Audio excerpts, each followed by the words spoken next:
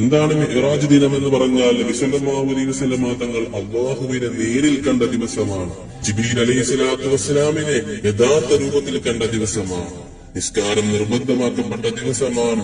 സ്വർഗവും നരകവും സിദ്റത്തുൽ മുൻതഹയും ബഹ്റുന്നൂറും ബൈത്തുൽ മഅമൂറും 7 ആകാശങ്ങളും അല്ലാഹുവിന്റെ ഹബീബ് നേരിൽ കണ്ട ദിവസമാണ് മിഅ്റാജിന്റെ ദിവസം. ആ ദിവസം നോമ്പനുഷ്ഠിക്കൽ വളരെയധികം പ്രതിഫലമുള്ളതാണ്. ഇഹ്യാ ഉലൂമുദ്ദീനിൽ ഗസാലി നാം പറയുകയാണ്, ആരെങ്കിലും റജബ് 27 നോമ്പനുഷ്ഠിച്ചാൽ 60 മാസം നോമ്പനുഷ്ഠിച്ച പ്രതിഫലം അവന് ലഭിക്കുന്നതാണ്. എന്താണ് ആ നോമ്പിന്റെ നിയ്യത്ത്?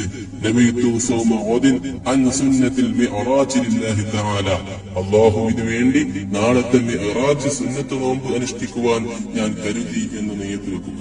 അല്ലാഹു സുബ്ഹാനഹു വ തആല നോമ്പെടുക്കാനും അതിന്റെ പ്രതിഫലം പരിപൂർണമായി ലഭിക്കാനും നമുക്ക് അല്ലാഹു തൗഫീഖ് നൽകട്ടെ. അസ്സലാമു അലൈക്കും വറഹ്മത്തുള്ളാഹി.